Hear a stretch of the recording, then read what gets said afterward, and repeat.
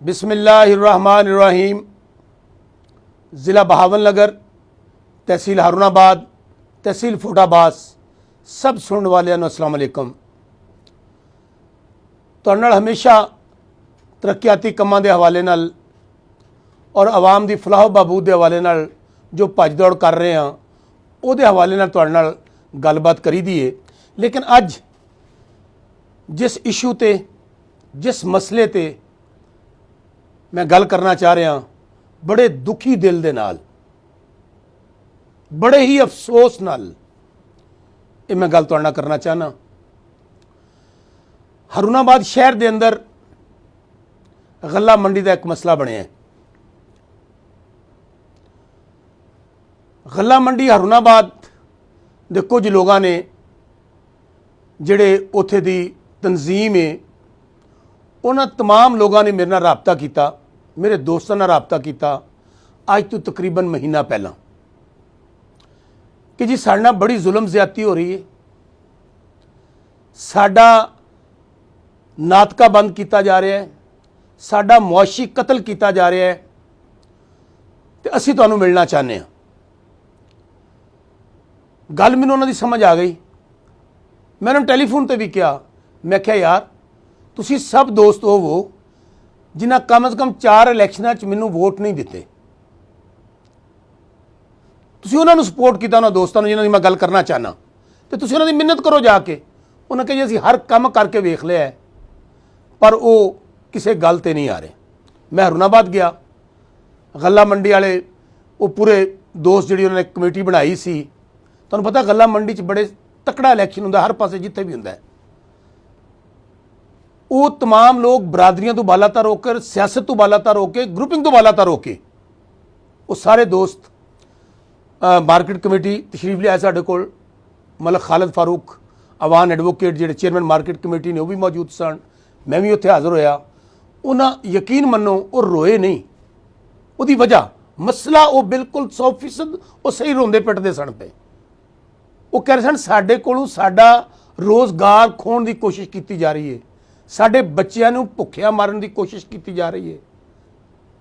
उन्होंने गलबात सुनी, उन्होंने कहा जी कि तुसी साडे कोल गल्ला मंडी हारूनाबाद आओ, तो असी मस्जिद बह के तुहाडे नाल गल करना चाहते हैं तमाम लोग। मैं अपने दोस्तों के नाल कोई 15 दिन पहला तुहां वेख्या होएगा, असीं गल्ला मंडी गए, मस्जिद जिहड़ा अल्लाह दा घर है उन्हां सारिਆਂ ने तमाम जिन्ने लोग सन, जिहड़ी उन्दी कमेटी बनी है, जिहड़ी गल्ला मंडी की कोई तमाम उहदे च ग्रुपिंग मौजूद है, तमाम लोग मौजूद ने, और उन्हां च कमेटी वालियां ने उन्हें आख्या जी असीं हाल पुकार कर बैठे हैं, फरियाद कर बैठे हैं, साडी कोई नहीं सुनदा पिया ते साडा मुआशी कतल किया जा रहा है। मैं उन्होंने फिर उत्थे आख्या, मैं क्या गल वे ये मामला होवे कि कानूनी तौर पर तो इजाजत मिल सकती है, उन्होंने खुद हुकूमत दे अंडे ही है कि गल्ला मंडियां नवीं बन सकदियां, हाउसिंग सोसाइटियां नवीं बन सकदियां, तो तुसी अखलाकी तौर पर जिहड़ी साडी एक दूजे नाल उठना बैना है, तुसी वो लोग हो जिहड़ी कमेटी बनाई है, जिन्हें 90% वो लोग ने जिहड़े उन्हां दे खैर खा ने, जिन्हां उन्होंने 2-2 बारी MNA बनाया है, 2-2 बारी MPA बनाया है, वजीर बनाया है। मैं कहा जाके मिन्नत करो, दोबारा कोशिश करो। उन्हें फिर कोशिश की लेकिन गल ना बनी। हुण जिहड़ी गल मैं कहना चाहना, अल्लाह ताला बंदे नूं ताकत दवे, इख्तियार दवे ते पैसा दवे, ते बंदे दा अंदर जिहड़ा है असल बंदे दी जिहड़ी अंदर दी जिहड़ी बंदा उहदे अंदर हुंदा है वो सब कुछ बाहर आ जाता है। अल्लाह ताला ने वाइटल ग्रुप नूं जिथों शुरू होए तुहानूं भी पता है, मैनूं भी पता है, लेकिन देण वाली अल्लाह दी ज़ात है। जिवें अज साडे शहर दे विच बहुत सारे लोगों दियां कोई सब्जी की रेहड़ी लाण डे है, कोई गल्ला मंडी दुकान है, मेहनत मजदूरी एक सब्जी की दुकान तो अल्लाह ताला ने उन्होंने फल लाया। और अज इस सरजमीन की वजह तहसील हारूनाबाद ते तहसील फूटाबाद की वजह नाल वाइटल वालियां कोल जिन्हां कोल एक मरला जमीन नहीं सी, MNA MPA ते वजीर बनने तो बाद साडे लोगों की वजह नाल 100-100 150 मरबा जमीन भी है, हाउसिंग सोसाइटियां भी ने, अरबां रुपए के प्लाजे ने,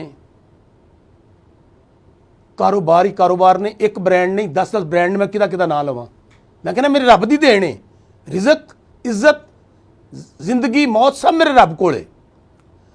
उन्होंने करना यह चाहिए। हुण भी मैं तुहाडी हथ जोड़ के मिन्नत करन डिया, सियासत तो बालातर होकर तुहानूं कहण डिया कि खुदारा मुआशी कतल ना करो लोगों का, लोगों के बच्चों भी जीण का हक दिओ।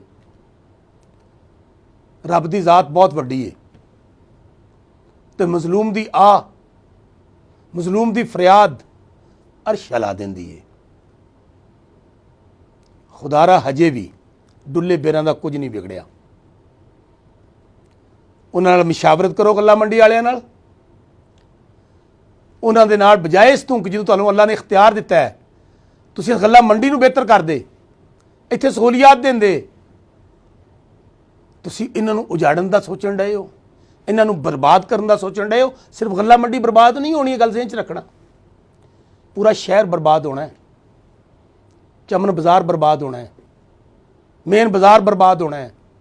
हाँ, ये इलाका कंजस्टड होण डिया है, सानूं सोचना चाहिए है कि असीं रेलवे चले जाइए, उधर जिथे बनाण डे उधर चले, लेकिन तुसीं अल्लाह ताला ने तुहानूं इन्ना कुछ दिता है तो तुसीं किसी नूं बर्बाद करके अपने महल बनाना चाहते हो। कहते हैं शीश महल में रहने वालों हम पर पत्थर मत फेंको, जब ये पत्थर वापस पलटेंगे तो शीश महल का क्या होगा। मैं फिर तुहानूं गुजारिश करन लगा कि ना करो। तुहाडे कोल अरबां भी आ गए ने, खरबां भी आ चुके ने, बंदा तो रजदा ही नहीं।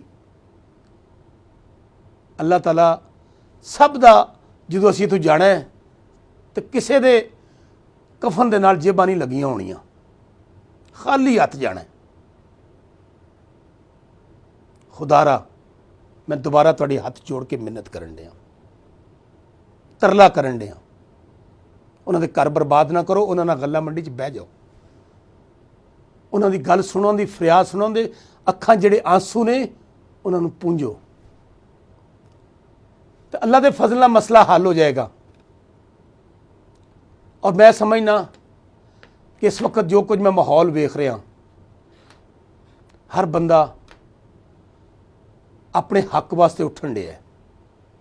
और अखीर हुंदी है जो तुम लोगों वास्ते जमीन तंग करनी शुरू कर दोगे, लोगों के घर ढा के अपनियां कलोनियां बना के, लोगों के पानी बंद करके, अपनियां गल्लां मंडियां बना के, लोगों की रोजी रोटी ते लत्त मार के, तो इंज कोई करन नहीं दिंदा हुंदा। अगर मैं कहना कर भी लो, क्योंकि तुहाडे कोल इस वक्त ताकत ते पैसा है, हर चीज़ खरीद सकते हो और खरीदियां भी ने तुसी, लेकिन मेरा सोहना रब जिहड़ा है ना वो बहुत वड्डा है। और ऐसा रिज़्क